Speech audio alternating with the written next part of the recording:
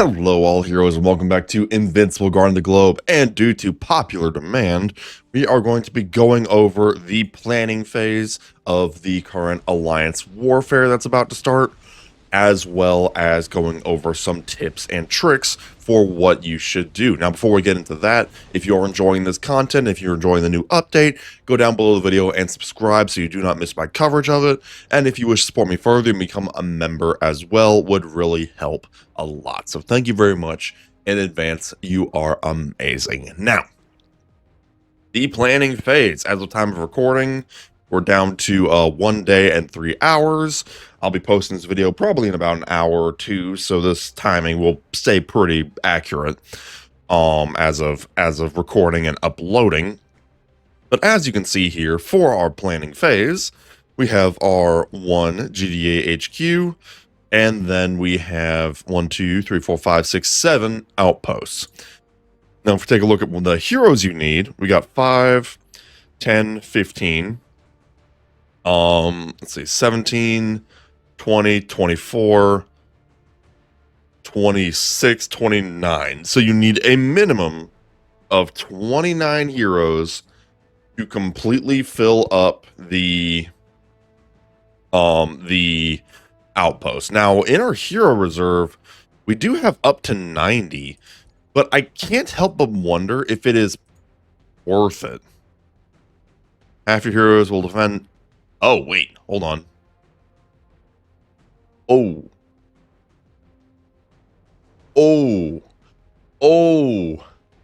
wait. Half your heroes will defend your outpost and the other half will attack the enemies. Okay, that's news. That's news to me. Okay. So apparently it really freaking matters to throw your peeps into reserves. I did not friggin' realize that. I thought hero reserves was just for defense, but apparently it is for attack as well. That's news to me. Okay. In that case, well, we better not be shy. Throw in freaking everybody, because holy jeez, I did not realize that that's how it works. Okay. There we go. My alliance, I wonder if my alliance knew that and they're just like, is Shoved gonna throw in his universe, his Viltrumites sometime this year? Okay, so just a note that apparently hero reserve is for defending and attacking. That was a big today I learned moment. I didn't realize that. Gotta be honest. Now, I think it says half of your heroes will defend and the other half will attack. I'm assuming it means it's referring to the term half rather loosely, because like I just said, there are actually only 29 heroes in the outpost that you preset. Now, also it is worth mentioning that if you do go into the tutorials here, when you're attacking an outpost, if you reclaim the HQ, heroes or claim their outpost, their HQ, heroes used to attack an enemy outpost remain stationed there to defend it. So I'm assuming, and like I said, assumption here, but I'm assuming that this is like your set. My mouse just died. Oh, wait. Nope, and we're back. That was interesting. Like I said, 29 heroes, so I'm assuming that what you have set is already placed. And then you can, when you go into battle, you can use whoever is left of the teams to do your battles. This is an assumption. We'll see what happens. I will confess the tutorial, the built-in tutorial is not the most clear in history. But if we're extrapolating from what we're seeing right now versus what's going to happen in a day and some change, I'm assuming these guys are set on defense and everybody else will be used for attack. Thank God. Thank God I noticed that little blurb, because if I didn't, holy crap, I would have gimped our entire situation. That would have been embarrassing. That would have been real embarrassing. Woo-wee. Okay. Do not worry, I am not kneecapping my alliance today. I am a good, loyal attacker. Oh, dearie me. Anyways, let's get into the actual nitty-gritty of each of the outposts. Now, the GDA HQ is the only one of these that does not technically have anything on it. So no, like, modifiers or anything. That one is anything goes. Take a look at Outpost 1. We have Malefactors. Now, minus Darkwing 2, ironically, every single malefactor is also a criminal character. I don't even know if there's an exception to that. Are the Lizard League considered malefactor characters? I'm not actually sure. Let's find out. If we take a peek here, yes, they are. Okay, yeah. Like I said, with the exception of Darkwing 2 being a guest character there, malefactor is basically synonymous with the criminal organization. So pretty much criminals. You'll see here what I have set up is I have my my Maulers in there with Powerplex, Angstrom, and Titan. Now, you might be asking why I have Titan in there and not Doc Seismic. And I'm thinking we're kind of trying to make sure we save some of the big attackers for the actual offense portion. So, considering this is for defense, I think Titan might serve it a little bit better. Plus, Malefactors, the bonus here is plus 30% defense, which will actually suit Titan kind of nice. Outpost 2. This one is interesting because it's Teen Team. So, obviously meant to suit Adam, Eve, and Robot. But we see here a gambler addict here actually does have a very tasty level 1000 Rexplode. So, ironically, for some of these, if you have gone a little wacky with your roster, like getting a level 1000 Rexplode, or in my case, the 700 almost 40 duplicate, wackiness kind of serves you well here. Not gonna lie, wackiness does serve you well. Now, these are both 5-character teams, so a full team. If we go to Outpost 3, it's only a 2-character team. Now, we think this one's a little bugged, which is really unfortunate because right now for Outpost 3, it should be defenders get plus 30% HP. As you can see, though, it's not triggering. If we look at previous stuff, we'll see a little green little icon. That means they're getting the bonus. The Immortal and Conquest are not getting the bonus. And there's another one, I think in Outpost 7, yeah, for criminals. For some reason, the specific factions are not getting those buffs. I suspect it's like the code is based on the tags, and Criminal Organization and Defender is technically not a tag, it's a faction. A bit of a dumb distinction, but coding is weird. So normally, Conquest and the Immortal here would be getting Defender buffs here. Also, Conquest and the Immortal is probably the best thing you could put up here. Because Conquest is, of course, just a wrecking ball, and the Immortal, being a leader, will give quite a bit of boosting to Conquest. So that is kind of worth mentioning there. Outpost 4 is Viltrumites. Now, it's only 3, so you got to choose wisely, but you'll see here on this team, we've got Conquest, we've got Invincible, and we've got Omni-Man. I think that's more so due to the lineup that we have. Again, if you're going whole hog on defense, you could swap this out for somebody like Anisso or Thula, or ironically, even Lucan would work here. Being that you do get quite a hefty defense buff on this particular outpost, ironically, Lucan would actually kind of work here. But we do have Omni-Man because I think we're saving a lot of our heavy-hitting Viltrumites for the offense. If we do go over to Outpost 5 here, we have Humans, which is just begging for Anissa to come in here and just wipe them off the board.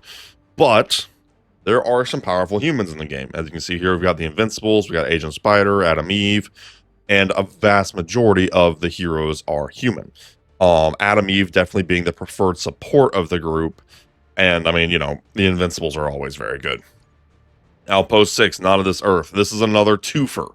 You can only get 2 heroes, choose wisely. Most of the Viltrumites are actually not considered Not of This Earth. I think the Viltrumite faction tag kind of overrules it. But characters like Universa, Battle Beast, Alan would do very well. I unfortunately do not have a super powerful Allen, otherwise I might actually slap Allen onto this, but that is okay. And then as previously mentioned, Outpost 7 is technically criminal organization, but for some reason that one is not triggering. So that is the overview of the abilities here. Now I will say, you don't necessarily have to be married to the buffs. The buffs are nice, and the buffs can give a little bit of love to your roster. Like right here, where else would we have put a level 1000 Rexplode? The fact that he does get an extra defense buff does incentivize us to put the Rexplode and the Adam Eve on this outpost. But you don't have to. As you can see, we do still have a well over level 1100 Invincible on here to give it a little bit of love. You don't have Viltrumites for Outpost 4, you can go for other characters. It's not a restriction, because if you go into the lineup here, it's just a bonus. It's not actually a restriction.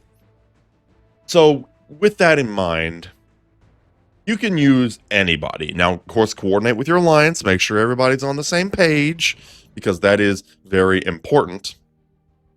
But hey, if you don't have, if your alliance does not have any characters in max faction, you can put your best defenders that you feel comfortable with. Just make sure, make sure that you do put your heroes in reserve, because holy crap, I missed that memo.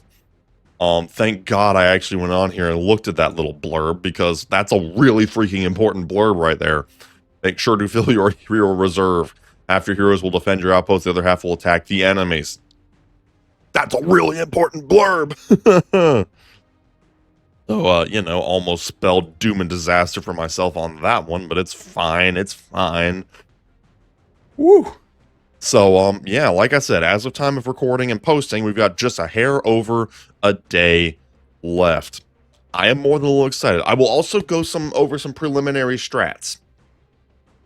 We will see how the timers work as far as fighting goes.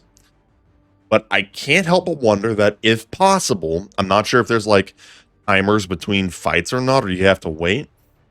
If possible, I would say the number one strategy would be to friggin' bum rush the enemy. Maybe go down the path of like least resistance where you got the twos. I mean, they're pretty tough twos, to be fair. I mean, the universe alone might actually stonewall you. But like, you go through, or maybe even go through this way. Criminals aren't nearly as powerful. Go criminals, annihilate some humans with a Nissa, and then blast through one of these two. And then just immediately bum rush the HQ. I can't help but wonder if that would be the strat here. But also, as a result, people are going to be defending that HQ tooth and nail. So, yeah, we will see. We will see here. I also do see that does not look like we're paired with anybody yet, which is for the best. I mean, technically speaking, I am kind of stream sniping my own alliance here, so sorry, but for the content. We'll see though. We will see. The first time around is going to be very educational, because like I said, the tutorials are not the most clear to me, if I'm being totally honest. But I think we'll figure it out once we actually get into the nitty-gritty of it. And like I said, it's unfortunate that 2 of those outposts are bugged. Like I said, I'm 90% certain that they're looking at the tags here and not actually the factions. Or the types, unit types, I guess they're called, whatever they would be. And I'm pretty sure that's where the disconnect is, but we'll see. So basically, if you take anything away from this, take advantage of the unit buffs, but you don't have to be married to the unit buffs. And for God's sake, put your heroes in your hero reserve. Because turns out if you don't, that's bad. You need to do that. That's really freaking important, apparently, because apparently your attacker force comes from there as well. Whoops. I cut that one a little bit close now, didn't I? Oh, dearie me. So, yeah, with that, we will touch base once the event actually starts in a day and some change. I don't think I'm going to do this event on stream, and I don't even know if I'll record it, quite honestly. I don't know if that timing would work out. Probably not. So I'm probably going to have to do it off camera, tragically. And give updates as to the progress of the event. But we'll get some progress reports as we go. Some battle reports to keep everybody updated on our progress, and hopefully my alliance will completely and totally stomp anybody in our path. So yeah, good times there, good times. We will act like true Viltrumites, and the Unstoppable Alliance will truly be unstoppable. So yeah, with that, let me know what you think down in the comments below. If you did enjoy this video, get down below the video and subscribe. And if you'd like to support me further, you can become a member down below. Would help me out a whole lot. And we shall see you next time. Have a good one.